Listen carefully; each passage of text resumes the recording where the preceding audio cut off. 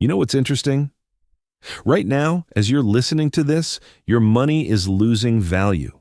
Not because you're spending it recklessly, not because you made a bad investment, but because the system, the very institutions you trust to protect your wealth, are designed to extract it from you. I'm not talking conspiracy theories. I'm talking about mechanisms, legal, documented, utterly normalized mechanisms that have been operating for over a century. Here's what I mean. In 1971, $1 could buy you a gallon of gas for 36 cents. Today, that same dollar gets you maybe a quarter of a gallon. Did gasoline get more valuable? Or did your dollar become worth less? The uncomfortable answer is the latter. And here's the kicker. Your savings account is subsidizing this theft.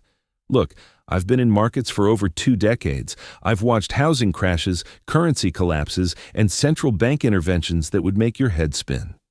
And the pattern is always the same. The people who understand how money actually works preserve wealth. Everyone else? They get quietly bankrupted over 30 years and call it normal. This audiobook isn't about pointing fingers or peddling doom. It's about understanding the machine. Because once you see how fractional reserve banking operates, how inflation is manufactured, and why your safe savings are actually a slow-motion wealth transfer, you can't unsee it. And more importantly, you can opt out.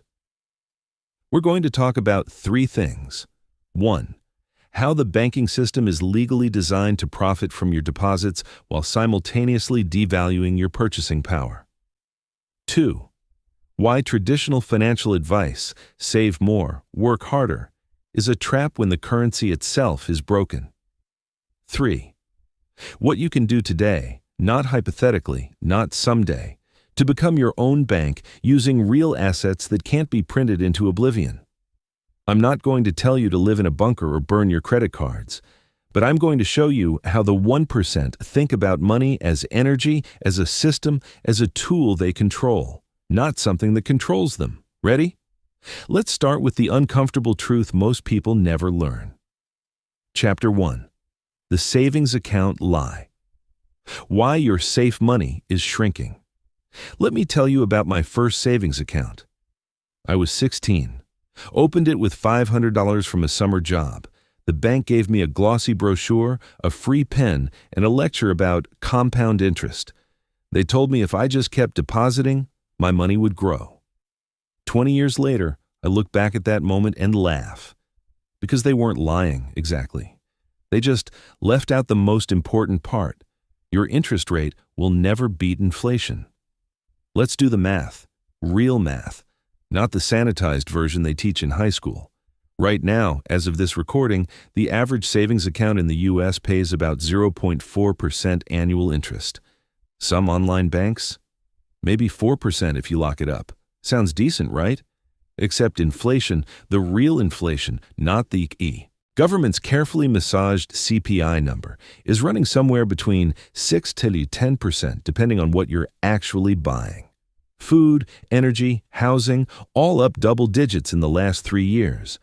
So here's what's happening. You deposit $10,000. The bank pays you $40 a year in interest.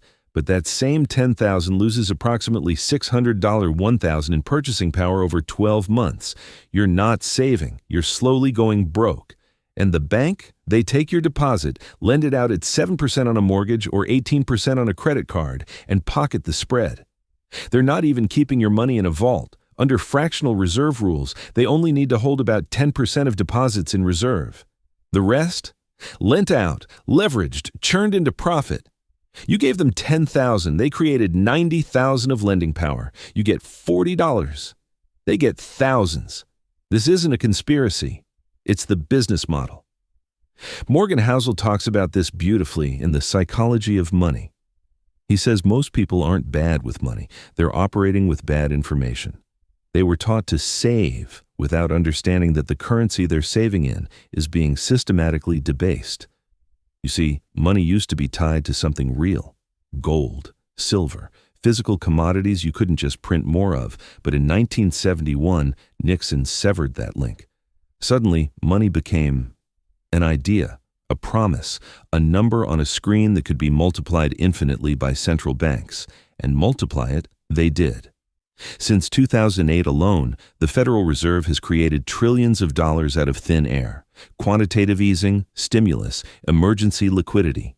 Call it whatever you want, it all means the same thing. More dollars chasing the same goods. Charge your dollars, buy less. This is why your parents could buy a house on one income, why college tuition has exploded 220 years, why a car that cost $15,000 in 2000 now costs $35,000. It's not that everything got better, it's that your money got worse. And the banks, they're fine.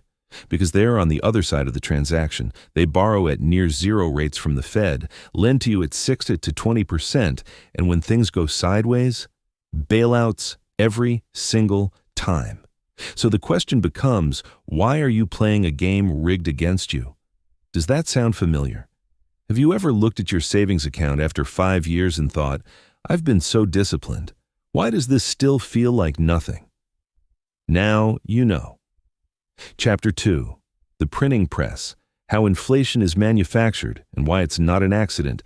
Let's talk about something uncomfortable. Most people think inflation is, what? Bad luck? Supply chain issues? Corporate greed? It's none of those. Or rather, those are symptoms, not causes. The cause is simpler. Governments and central banks create inflation on purpose, not maliciously necessarily, but deliberately. Because inflation is a hidden tax, one you can't vote against, can't protest, and barely even notice until it's too late. Here's how it works. Governments run deficits. They spend more than they collect in taxes, so they need to borrow. But borrowing requires someone to lend. And if nobody wants to lend at low rates, the central bank steps in, the Federal Reserve buys government debt. With what money? Money it creates, out of nothing, digitally, with a keystroke. Suddenly, there are more dollars in the system, more dollars chasing the same houses, the same groceries, the same health care. Prices rise. Your paycheck, if it rises at all, lags behind. You are poorer. The government's debt is cheaper. The wealth transfer is complete. And it's legal. It's policy. It's called monetary stimulus. Let me give you a concrete example. In 2020, the U.S. printed roughly 40% of all dollars in existence. In 1 year. Think about that. 40%. Decades of currency creation compressed into 12 months. What happened next? Asset prices exploded. Stocks hit all-time highs. Real estate went parabolic. If you owned assets, you got richer. If you held cash, you got crushed. This is the core insight the 1% understand and the 99% miss. Inflation is not evenly distributed. It hits the bottom first and hardest. If you're a wage earner holding cash, you lose immediately. If you're an asset owner, you're hedged. Your house appreciates. Your stocks rise. Your gold holds value. The system isn't broken. It's working exactly as designed, to benefit those who own things, not those who save in paper. J.L. Collins puts it bluntly in The Simple Path to Wealth. Cash is trash in an inflationary environment. He's not being hyperbolic. He's being accurate. And yet, what do financial institutions tell you? Keep 6 months of expenses in savings. Build an emergency fund. All denominated in the very currency being debased. I'm not saying don't have liquidity. I'm saying don't store wealth in a melting ice cube. Now, some people hear this and panic. So we're headed for hyperinflation. Should I buy canned goods and move to the woods? Maybe. Maybe not. History shows us that hyperinflation doesn't happen overnight. It's a slow grind punctuated by sudden collapses. Weimar Germany, Zimbabwe, Venezuela. Each one followed the same script. Print money, devalue currency, people lose trust, system collapses. The US dollar is still the global reserve currency. That buys time. But it doesn't buy forever, and even if we avoid catastrophic collapse, persistent inflation, 3, 5, 7% a year, is devastating over decades. Your purchasing power gets cut in half every 10 years. So what's the alternative? Simple. Store wealth in things that can't be printed. Gold, real estate, productive businesses, Bitcoin, assets with intrinsic value or provable scarcity. This isn't radical, it's ancient wisdom. For thousands of years, people stored wealth in land and metal because those things were real. They couldn't be conjured by a government. They couldn't be debased overnight. Fiat currency, paper money backed by nothing, is the experiment. And it's always failed eventually. The question is, will you still be holding cash when it does? Chapter 3.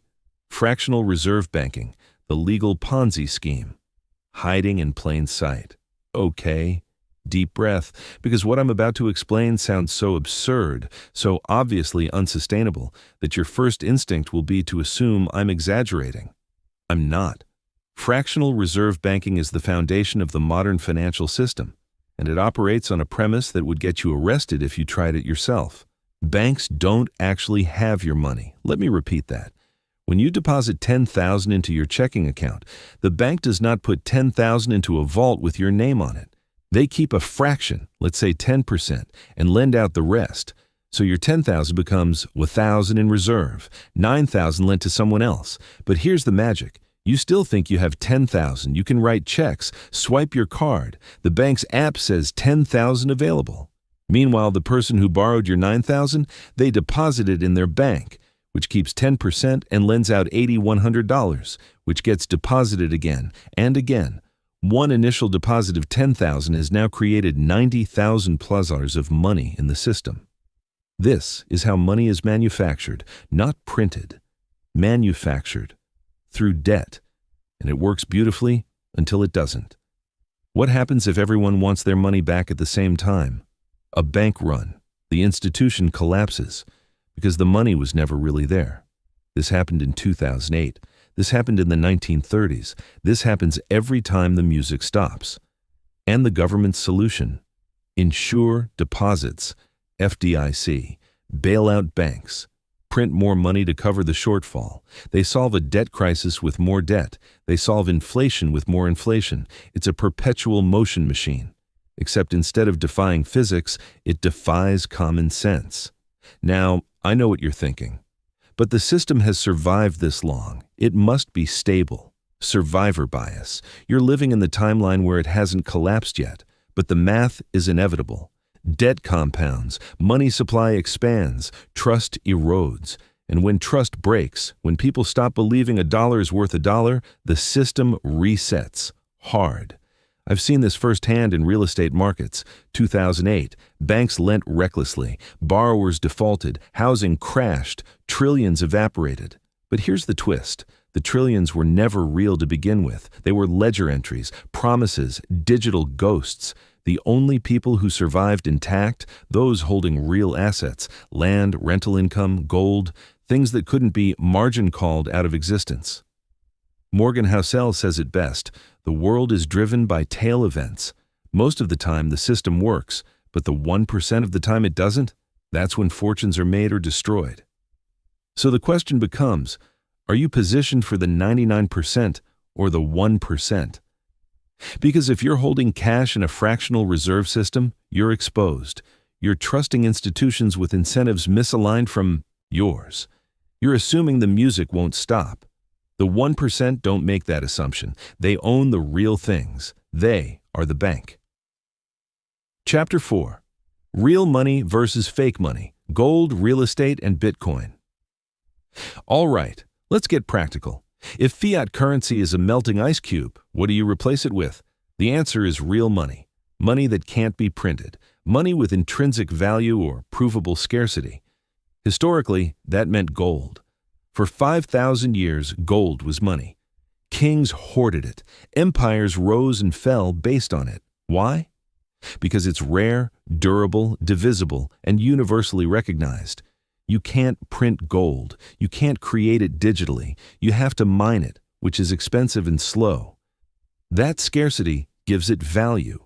And when currencies collapse, when governments print themselves into oblivion, gold endures.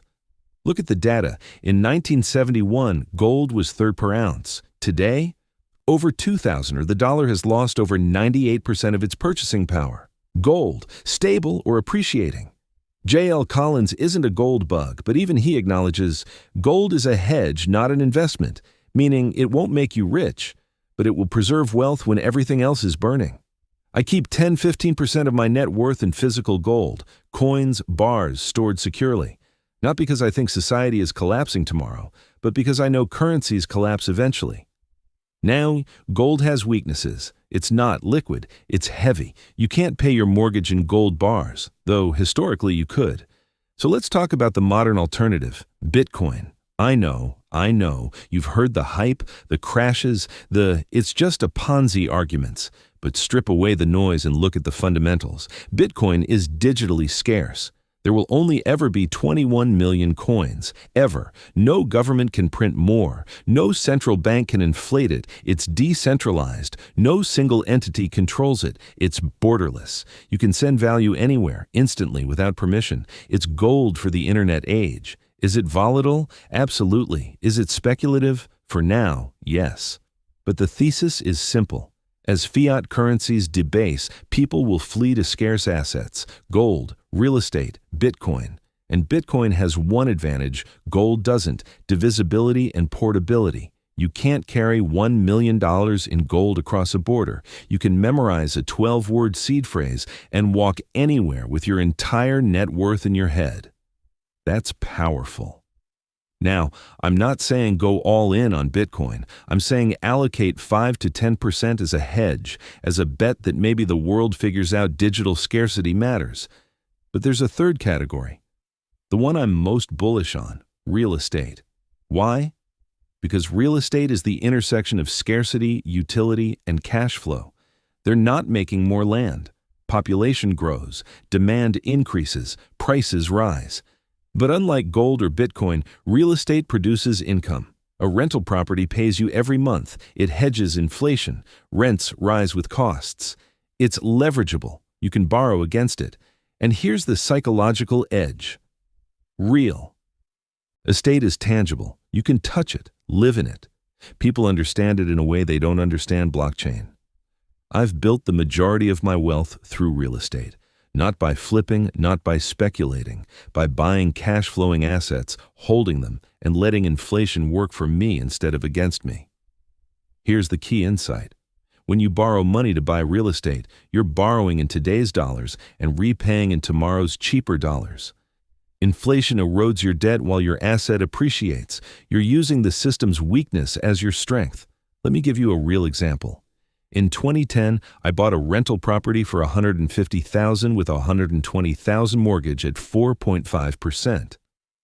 Today, that property is worth $300,000. My mortgage balance, $80,000. I didn't work harder.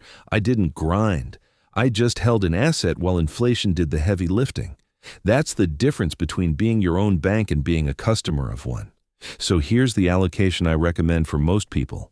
60-70% in productive assets, stocks, real estate, businesses, 10-15% in gold, physical, not ETFs, 5-10% in Bitcoin, speculative but asymmetric upside, 10-20% in cash, liquidity, not wealth storage. This isn't a get-rich-quick formula. It's a preserve and grow wealth slowly formula, because that's what the 1% do. They don't gamble. They don't panic. They own things that can't be printed away. Chapter 5. Building Your Own Bank, the Infinite Banking Strategy. Let me ask you a question. Who profits most from your financial life? Your mortgage lender, your car loan company, your credit card issuer, your bank. Every time you borrow, you pay interest. Every time you save, you earn less than inflation. You're funding everyone else's wealth, except your own. But what if you could reverse that?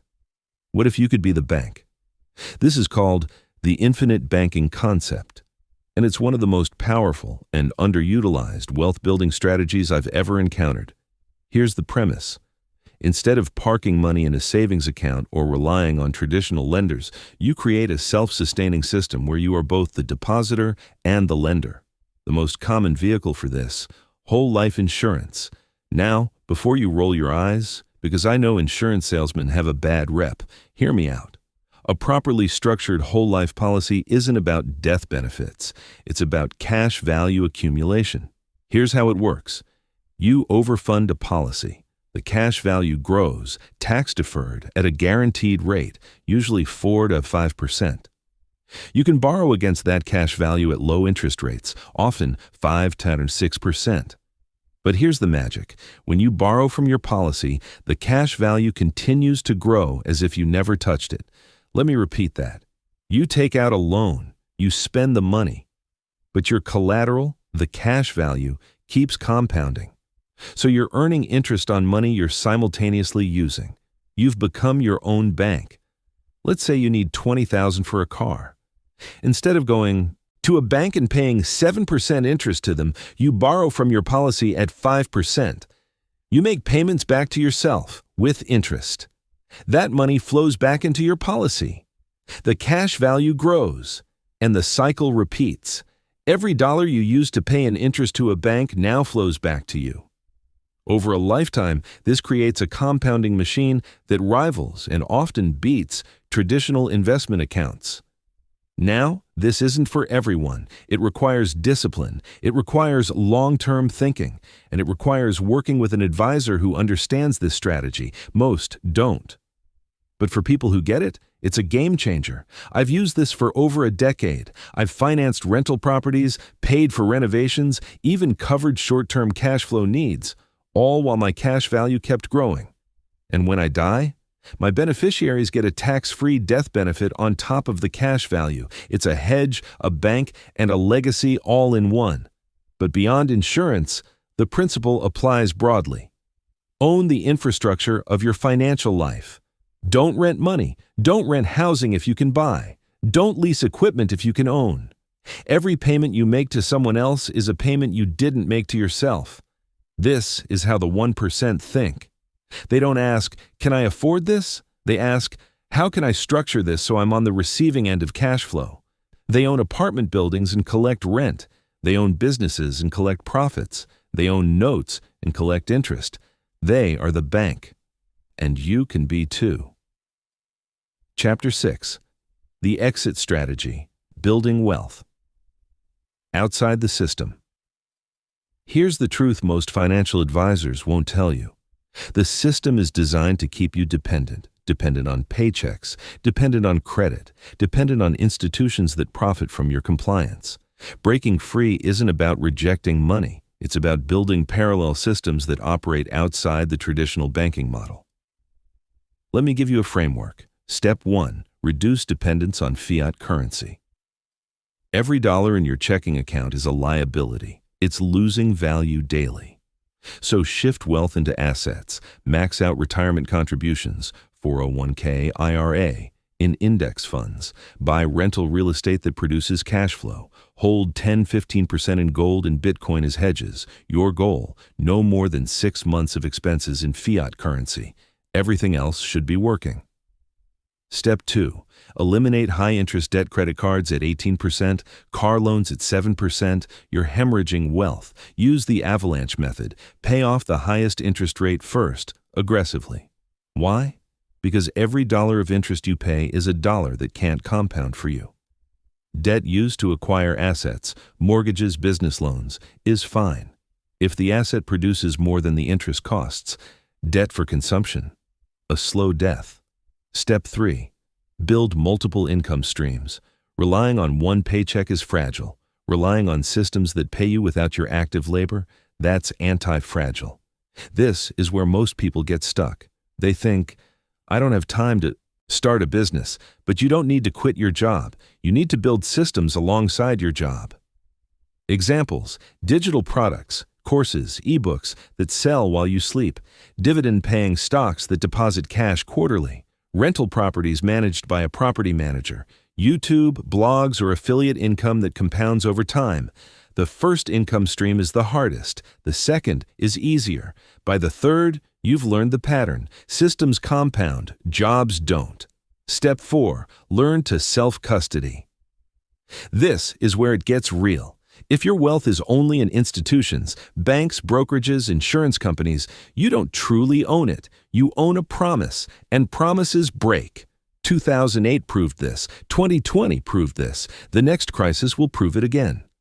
So, hold physical gold, not ETFs, actual metal. Use a hardware wallet for Bitcoin, not exchanges. Your keys, your coins. Own real estate outright or with manageable debt, not REITs, actual property. Self-custody is sovereignty. It's control. It's the difference between having wealth and accessing someone else's system that holds your wealth. Does this take effort? Yes. Does it introduce risk? Different risk, not more. But here's the question. Do you trust yourself more, or do you trust institutions with misaligned incentives? Chapter 7. The Psychological Shift, from Scarcity to Sovereignty. Let's talk about the hardest part, not the mechanics, not the math, the mindset. Because most people fail at wealth building not because they lack information, but because they operate from a scarcity identity. They believe money is limited. They believe rich people are lucky. They believe the system is rigged and they have no control. And you know what? They're right about the last part. The system is rigged against you. But that doesn't mean you're powerless. Here's the shift. Stop seeing yourself as a victim of the system. Start seeing yourself as someone who builds parallel systems. This is the investor mindset, the 1% mindset. It's not about making more money. It's about thinking differently about money. Money is not the goal. Money is energy. It flows where attention goes. If your attention is on lack, I don't have enough, I can't afford that, you attract more lack. If your attention is on creation, how can I create value? What systems can I build? You attract opportunity. This isn't woo-woo. This is pattern recognition. People who obsess over saving pennies stay broke. People who obsess over creating value build wealth. Why? Because value creation compounds. Penny pinching doesn't. Let me give you an example. You can spend 6 months agonizing over a $50 a month subscription, or you can spend 6 months building a side income that generates $500 a month. Same time investment, radically different outcomes. Energy follows attention, and the 1%, they've mastered this. They don't worry about inflation. They own assets that appreciate faster than inflation. They don't worry about bank failures. They self-custody. They don't worry about job security. They own systems that generate income without their presence. They've built sovereignty. And that's what this entire journey is about. Not getting rich, not beating the system, becoming sovereign. Sovereign over your time, your choices, your financial destiny. Because here's the uncomfortable truth. No one is coming to save you. Not the government, not your employer, not the bank. The system will continue extracting wealth from those who don't understand it, and it will continue rewarding those who do. So the question is, which side do you want to be on? Chapter 8. The Velocity of Money. Why Cash Flow Beats Net Worth. Here's something they don't teach you in school. Net worth is a vanity metric. Cash flow is survival. You can have $1 million in assets and still be broke. Happens all the time. I've met people with paid-off houses, retirement accounts, stock portfolios, looks great on paper, and they're eating ramen because they have no income. Meanwhile, someone with $200,000 in rental properties generating $3,000 a month, they're free. The difference is velocity. Money sitting still is dead money. Money in motion, flowing in, flowing out, flowing back in. That's living money. And the banking system understands this better than anyone. They don't make money by having deposits. They make money by moving deposits, lending them, recycling them, churning them through the system. Your dollar in their hands gets used 10 times. Your dollar in your hands gets used once. This is the game. So how do you compete? You build cash flow machines, not assets that might appreciate someday. Assets that pay you now. Rental properties, dividend stocks, businesses, royalties, interest on private loans. Every month, money flows in. You don't have to sell anything. You don't have to hope for a bull market. The asset works. You collect. Let me tell you about a property I bought in 2015. Purchase price, $180,000. I put $40,000 down, finance the rest. Rent, $1,800 month. Mortgage, taxes, insurance, $1,200 month. Net cash flow, $600 month, $7,200 year. That's a 18% cash-on-cash return on my initial $40,000. But here's where it gets beautiful. The tenant pays down my mortgage. Wealth building. The property appreciates with inflation. Hedge. And I get monthly income, cash flow. 3 wealth engines from one asset. Compare that to a savings account. 0 velocity, 0 leverage, just slow erosion or stocks. Maybe they go up, maybe they crash. And while you wait, nothing, no income, just hope. I'm not anti-stocks. I own index funds. But I understand their role. Long-term appreciation, not short-term income. The wealthy diversify across velocity profiles. They have slow money, real estate index funds, and fast money, businesses, trading, flipping. They have passive income, dividends, rents, and active income, consulting, building. And they never let cash sit idle. Even emergency funds get parked in money market accounts, treasury bills, or short-term bonds, anything to squeeze a few basis points while maintaining liquidity. Because they understand. Inflation is a tax on stillness. The longer money sits, the more it loses. So the question becomes, what's the velocity of your money? Is it circulating, generating returns, creating value?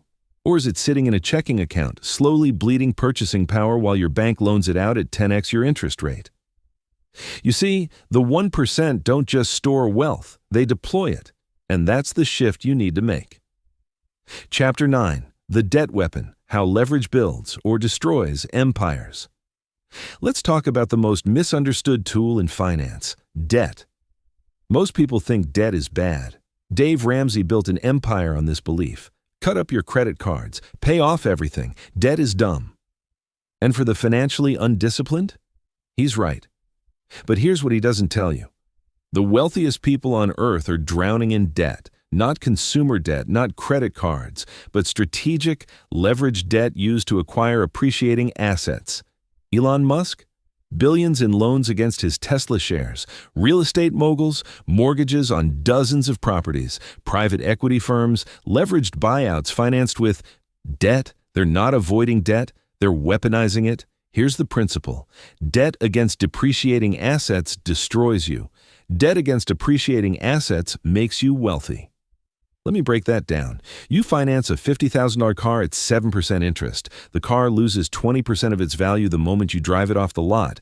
Every payment you make is chasing a shrinking asset. That's bad debt. Now, you finance a $300,000 rental property at 5% interest. The property appreciates 3.5% annually. It generates $2,000 a month in rent. The mortgage is $4,500. You're cash flow positive. The tenant pays your debt. The asset appreciates. And inflation makes your debt cheaper over time. That's good debt.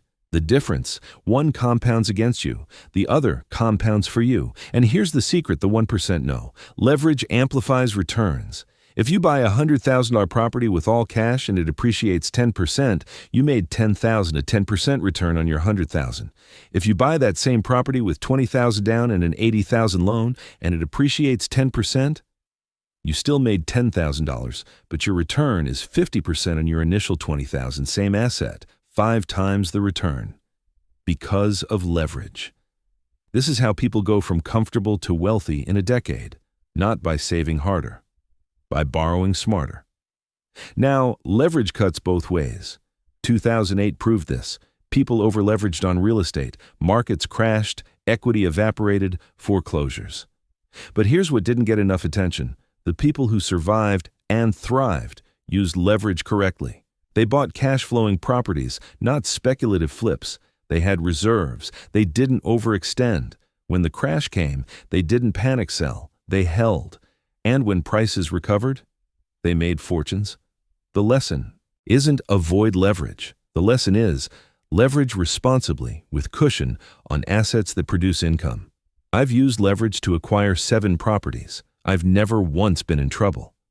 Why? Because I follow 3 rules. Rule 1, cash flow must cover debt service, even in a downturn. I don't buy properties that barely break even. I need a margin. If rents drop 20%, I'm still solvent. Rule 2, never lever more than 80% loan to value. I want equity, I want a buffer. If markets drop, I don't get margin called or foreclosed. Rule 3, maintain liquid reserves equal to 6-12 months of debt payments. If tenants leave, markets freeze, income stops, I can survive long enough to adapt. Leverage without discipline is suicide. Leverage with discipline is a superpower, and the banks know this. Why do you think they encourage you to take on car loans, credit cards, and personal debt, but make it hard to get investment loans? Because consumer debt enslaves you. Investment debt frees you. They want you in the first category. You need to be in the second. So ask yourself, are you using debt as a tool, or is debt using you? Chapter 10. The Tax Code. The rich don't pay because they don't have to let me tell you about the most powerful wealth-building tool you've never been taught to use, the tax code. Every year, millions of Americans overpay taxes, not because they are being honest, because they are being ignorant. They think taxes are fixed, a percentage you owe, a bill you can't negotiate, and for W-2 employees, that's mostly true. But for investors, business owners, and real estate operators, the tax code is a playbook for legally paying less. Let me give you a number. The average American pays 25 to 35% in taxes. The ultra-wealthy, under 10%, sometimes zero, not because they're cheating, because they are playing a different game. Here's how. The tax code rewards behavior the government wants. They want people to invest in real estate, depreciation deductions. They want people to start businesses, tax write-offs for expenses. They want people to invest in energy, opportunity zones, startups, tax credits. If you do what the code incentivizes, you pay less. It's that simple. But here's the catch. You have to own assets. You have to operate businesses. You have to take action beyond collecting a paycheck. Employees trade time for money and get taxed first. Investors and owners create value, get paid, and then calculate taxes after deductions. Huge difference. Let me walk you through real estate, because this is where the game is most obvious. You buy a $300,000 rental property. The IRS lets you depreciate the structure, not the land, over 27.5 years. So you get to deduct roughly $10,000 a year against your rental income, even though the property is actually appreciating. You're claiming a loss on an asset gaining value. That $10,000 deduction offsets your rental income, maybe wipes it out entirely. You pay zero taxes on cash flow. The property makes you money. The deduction shelters it. The government subsidizes your wealth, and it's 100% legal. Now add in mortgage interest, deductible, property management fees, deductible, repairs, deductible, travel to inspect properties, deductible. Suddenly, a property generating $20,000 a year in gross income shows a $5,000 loss on paper. You pocket cash, you pay no taxes, you build equity. This is why the wealthy love real estate, but it's not just real estate. Business owners write off home offices, vehicles, meals, education, equipment, software, travel. If it's ordinary and necessary for the business, deductible. I've written off laptops, courses, conferences, even this recording setup, because it's used to generate income. My cost of doing business reduces my taxable income. Employees can't do this. Their deductions are capped, standardized, minimal. Owners and investors, the sky's the limit, as long as you document and justify. Now, I'm not a CPA. I'm not giving advice, but I am telling you, if you're not working with a tax strategist who understands asset-based wealth, you're leaving money on the table. Because the tax code is a voluntary system. You voluntarily choose how to structure your income. You voluntarily choose which deductions to claim. The government wrote the rules. They made it public. They even provide guides. The only question is, are you playing the game, or are you sitting on the sidelines overpaying and wondering why the rich keep getting richer? Chapter 11. Decentralization. Why Bitcoin isn't just about price, all right. We need to talk about Bitcoin again. Not as speculation, not as get rich quick, as philosophy. Because Bitcoin isn't just an asset, it's a statement, a rejection of centralized control, a bet that permissionless money matters. Let me frame it this way. Every dollar in your bank account exists because a government says it does. They control supply. They control access. They can freeze accounts, seize assets, inflate away value. You don't own your money. You have permission to use theirs. And historically, that permission gets revoked. Cyprus, 2013. Banks froze accounts and took depositors' money to cover losses. Argentina, capital controls prevent citizens from accessing dollars or moving wealth abroad. Venezuela, hyperinflation destroyed savings overnight. Canada, 2022. Trucker protest donors had their bank accounts frozen without trial. This isn't ancient history. This is now. And the pattern is clear. When governments need money, they take it. When they need control, they restrict it. Bitcoin is the antidote. No one controls it. No CEO, no Federal Reserve, no government. It's decentralized. distributed across 100,000 plus nodes globally. To shut it down, you'd have to shut down the internet. It's the first truly sovereign money in human history. Now, does that mean it's perfect? No. It's volatile. It's still early. Regulation is unclear. But here's what it is. Opt-out money. If you don't trust your government, if you don't trust banks, if you think the system is rigged, because it is, Bitcoin gives you an exit. You can store wealth outside the traditional system. You can move it anywhere. You can self-custody it completely. No intermediaries, no permission, no inflation by decree. And that's why the establishment hates it. Central banks call it dangerous. Politicians call it for criminals. But you know what Bitcoin actually is? Competition. For the first time, citizens have a choice. Use government money or opt out. And when people have a choice, monopolies get nervous. I'm not saying Bitcoin will replace the dollar tomorrow. I'm saying it doesn't have to. It just has to exist as an alternative. Gold functioned this way for centuries. A parallel store of value, a hedge against monetary mismanagement. Bitcoin is gold for the digital age. And the smartest investors I know, they hold both. Not because they're Bitcoin maximalists, because they're risk-averse. They understand that concentrated risk, holding all wealth in one system, one currency, one jurisdiction, is dangerous. So they diversify across assets, across geographies, across systems. Fiat, gold, Bitcoin, real estate. Each serves a different function. Fiat, liquidity and transactions. Gold, 5,000 years of proven wealth storage. Bitcoin, digital scarcity and decentralization. Real estate, cash flow, and tangible utility. You don't need to pick one. You need to hold all four, because the future is uncertain. But diversification across systems is the closest thing to certainty we have. Chapter 12. The Psychology of Enough, when more becomes less. Let me ask you something personal. How much is enough? Not rhetorically. Actually think about it. What number would make you feel secure?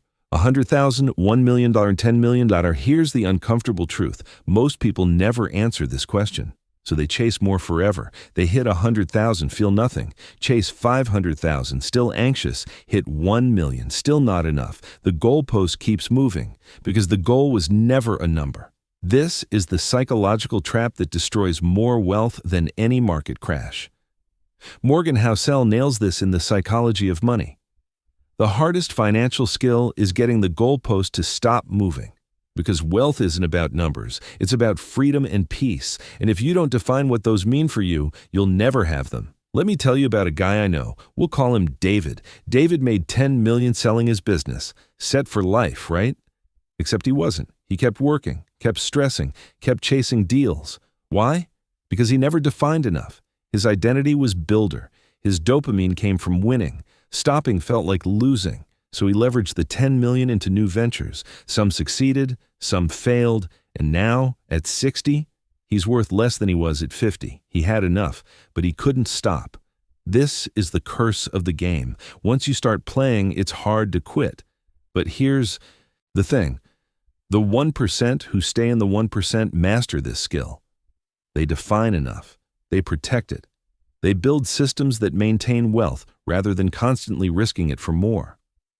Warren Buffett still lives in the same house he bought in 1958, not because he's cheap, because he defined enough. J.L. Collins talks about FU money, the amount that lets you walk away from anything that doesn't serve you. For some people, that's $500,000. For others, $5 million. The number doesn't matter. The clarity does. Because once you hit your number, the game changes. You stop chasing. You start protecting. You shift from offense to defense. You take fewer risks. You diversify. You prioritize peace over growth. And here's what most people miss. This is when wealth actually feels like wealth. Before you hit enough, every dollar is stress. Every market dip is panic. Every expense is guilt. After you hit enough, money becomes a tool, not a master.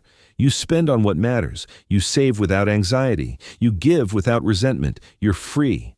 But you can't get there without defining the target. So let me ask again. What's your enough? Not what society says, not what your neighbor has, not what Instagram tells you. You're enough. Write it down. Be specific. Maybe it's 3,000 a month in passive income to cover expenses, 1 million in assets to feel secure, 10 million to fund a legacy. Whatever it is, claim it. Because the trap isn't wanting wealth. The trap is wanting more without definition. And that trap, it's bankrupted more millionaires than market crashes ever could. Chapter 13. The Succession Plan. Building wealth that outlives you. Here's a question most people avoid. What happens to your wealth when you die? Not in some distant future, but actually. Do your kids know where your accounts are? Do they understand your properties? Do they know your passwords, your lawyer, your strategy? Or will they spend the next 2 years in probate court, fighting over scraps while the IRS takes 40%? Because here's the brutal truth. Most wealth doesn't survive 3 generations. There's even a saying, shirt sleeves to shirt sleeves in 3 generations. The first generation builds it, the second maintains it, the third destroys it. Why? Because the first generation learned discipline. They built systems. They understood scarcity. The second generation saw it modeled. They inherited wealth and wisdom.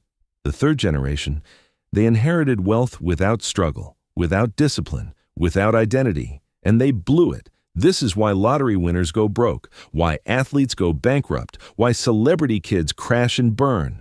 Money without mindset is temporary. So if you're building wealth, you're not just building for yourself. You're building for legacy, and legacy requires planning. Here's what that looks like. 1. Legal structure trusts, wills, power of attorney, estate planning. This isn't sexy, but it's critical. Without it, the state decides who gets what. Probate courts take a cut, lawyers get rich, your family gets scraps. With it, your wealth transfers cleanly, tax efficiently, and according to your wishes. I set up a revocable living trust 5 years ago. Cost me $3,000, saved my family potentially $100,000 in probate fees and estate taxes. Best ROI I've ever made. 2. Financial education. Your kids, or heirs, need to understand how the wealth was built. Not just dad had rentals, but how cash flow works, how leverage works, how taxes work, how discipline works. This means involving them early, showing them the spreadsheets, letting them manage a property, teaching them to invest. You're not leaving them money, you're leaving them competence. 3. Incentive alignment. Here's a hard truth. If your kids know they're getting $5 million at 25, they have zero incentive to work. So the smartest estate plans build in conditions. Distributions tied to age milestones, 30, 40, 50. Matching funds for earned income. Incentives for education, entrepreneurship, or charity. You're not withholding. You're protecting them from themselves. Because unearned wealth without structure creates entitlement, and entitlement destroys character. 4. Charitable legacy. Here's something most people don't think about. You can't take it with you. So why not use wealth to create impact beyond your lifetime? This doesn't mean giving it all away, but it might mean funding scholarships, endowing a foundation, supporting causes that align with your values, not for tax breaks, for meaning. Because at the end, wealth without purpose is just numbers on a screen. Legacy is what you leave behind in people, systems, and impact. Chapter 14. The Long Game. Why patience is the ultimate wealth hack. Let me tell you about the most underrated skill in wealth building, doing nothing. Sounds absurd, right? Wealth is about action, hustling, grinding, moving. Except it's not. The wealthiest people I know spend more time not acting than acting. They buy, they hold, they wait, and they get rich. Meanwhile, the broke people, they're constantly moving, trading, flipping, chasing, and they stay broke. Here's why. Compounding requires time. You can't rush it. You can't hack it. You can't 10x it overnight. You plant the seed, you water it, you wait. And if you wait long enough, without digging it up to check progress, it becomes a tree. But most people can't wait. They plant for a month, see no results, pull it up, try something else. They confuse activity with progress. Let me give you data. The S&P 500 has averaged 10% annual returns over the last century, not every year. Some years it's up 30%, some years it's down 20%. But over time, 10%, 10,000 invested in 1980 would be worth over 1 million today. Not because of genius, because of time. Yet the average investor underperforms the market by 3–4% annually. Why? Because they trade, they panic sell in crashes, they FOMO buy at peaks, they switch strategies every 6 months, they don't let compounding do its job. This applies to everything. Real estate. The money isn't in the flip, it's in the hold. Buy, rent, refinance, repeat, over decades. Business. Overnight successes take 10 years. You build, iterate, compound systems. Bitcoin. The people who got rich didn't trade. They bought in 2013 and held through the 2018 crash. Discipline. You don't get fit with one workout. You get fit with 1,000 workouts over 5 years. Everything that matters requires patience, and the system is designed to rob you of it. The news screams, market crash, social media flexes, I made 10K in a week. Ads promise, get rich in 90 days. All noise, designed to make you act emotionally, because emotional action generates fees, commissions, and clicks. Calm, patient holding generates wealth. So here's the rule. If you can't hold an investment for 10 years, don't hold it for 10 minutes. This filters out 90% of bad decisions. Meme stocks? Gone. Risky leverage plays? Gone. Speculative garbage? Gone. What's left? Index funds, real estate, Bitcoin, businesses, assets you'd be comfortable owning forever. And when you hold forever, something magical happens. You stop caring about short-term volatility. Market drops 20%? Who cares? You're not selling. Real estate dips? Doesn't matter. You're collecting rent. Bitcoin crashes 50%? Expected. You're holding through the cycle. You've become anti-fragile, and that's the ultimate edge. Because while everyone else is panicking, trading, and bleeding, you're compounding, quietly, patiently, inevitably. Chapter 15. The Final System. How to. Actually start today. All right, we've covered a lot: fractional reserve banking, inflation, real assets, leverage, taxes, psychology. But here's the question. What do you do now? Because information without action is just entertainment. So let me give you a system, not theory, not someday. A step-by-step blueprint you can start implementing today. Ready? Phase 1, the foundation, months 1–3. Step 1, track every dollar. Download an app, use a spreadsheet. I don't care how, but you must know where your money goes. You can't optimize what you don't measure. Track for 30 days, then audit ruthlessly. Ask, does this expense move me toward freedom or away from it? Cut the waste, not all of it, just the unconscious spending. Step 2, build a 1,000 emergency buffer, not 10,000, not 6 months, just 1,000, enough to handle a flat tire or a broken phone without panic. This creates space between you and desperation. Step 3, open a brokerage account, Vanguard, Fidelity, Schwab. Doesn't matter. Buy $100 of VTI, Total Stock Market Index Fund. Not because $100 will change your life, because you're now an investor. Your identity just shifted. Step 4. Buy $50 of Bitcoin. Use Coinbase. Use Cash App. Whatever. Transfer it to a wallet if you're comfortable. If not, leave it for now. You're learning. You're participating. You've entered the game. Phase 2. Debt destruction. Months 3–12. Step 5, list all debts, credit cards, car loans, student loans, everything. Order them by interest rate. Attack the highest rate first, minimum payments on the rest. This is the avalanche method, mathematically optimal. Step 6, negotiate. Call your credit card companies, ask for lower rates, call your insurance, ask for discounts, call your phone provider, threaten to leave. You'll save hundreds per year with a few phone calls. Step 7, increase income, even slightly. Sell stuff you don't use. Freelance on weekends. Ask for a raise. Every extra 100 month toward debt accelerates your timeline. Debt freedom isn't about willpower. It's about velocity. Phase 3, asset accumulation, year 1–3. Step 8, automate investing. Once high-interest debt is gone, automate 15–20% of your income into 401k or IRA. Max the match at minimum. Taxable brokerage, index funds, crypto wallet, 5–10% of total. You're now systematically building wealth. Step 9, study real estate. Read the book on rental property investing by Brandon Turner. Join Bigger Pockets. Listen to podcasts. Learn the language. You're not buying yet. You're preparing.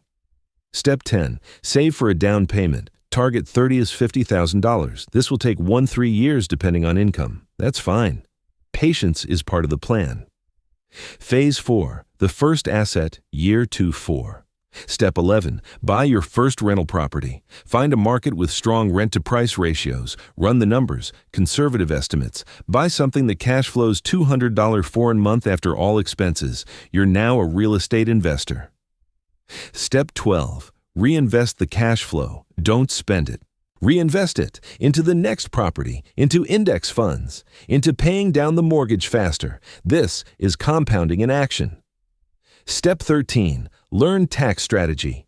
Hire a CPA who works with real estate investors. Ask about cost segregation, depreciation, entity structuring. You're legally minimizing taxes. Phase 5, system scaling, year 4+. Step 14, repeat. Buy another property, then another. Not all at once. One every 18 to 24 months. By year 10, you own 5, 10, and 7 properties. You've built a cash flow machine. Step 15, diversify systems. Now you're not just in real estate. You're in index funds, stock market exposure, real estate, cash flow plus appreciation, Bitcoin, gold, inflation hedge. Maybe a business if that's your path. You've become anti-fragile. One system fails, the others carry you. Step 16, define enough. Maybe it's $5 a month in passive income. Maybe it's $2 million in assets. Whatever it is, write it down. And when you hit it, stop. Shift from growth to protection. Enjoy the freedom you built. The final call to action. Let me leave you with this. The system is rigged, but you are not powerless. Every concept we've covered, fractional reserve banking, inflation, leverage, assets, taxes, these aren't secrets. They're documented, legal, accessible. The 1% just take action on them, and the 99%? They consume content, nod along, and change nothing. So here's my challenge to you. Do one thing today, not tomorrow, not when you have time. Today. Open the brokerage account, buy the $100 of Bitcoin, call your credit card company, track your spending, just move. Because motion creates momentum, and momentum changes identity. And identity? That's what determines wealth. You're not broke because you lack information. You're broke because you haven't acted on information. So act, not perfectly, not fearlessly, just start. Because 10 years from now, you'll look back at this moment and you'll either say, I'm so glad I started, or I wish I'd started. The choice is yours. Conclusion, you are the bank now. We've reached the end, but really, this is the beginning. You now understand how the system works, how banks profit, how inflation extracts, how assets protect. You see the machine. And once you see it, you can't unsee it. So the question isn't if you'll build wealth outside the system. The question is when. Because every day you wait is another day your dollars lose value. Another day your savings subsidize someone else's wealth. Another day you remain dependent on institutions with misaligned incentives. You deserve better. Not because you're special, because you're awake. And awake people don't stay trapped. They build, they adapt, they opt out, they become their own bank. So go. Take the first step, build the system, own the assets, protect the wealth, and 10 years from now, you'll be free. Not because you got lucky, because you understood the game and you played it better. Thank you for your time. Now, go build your freedom.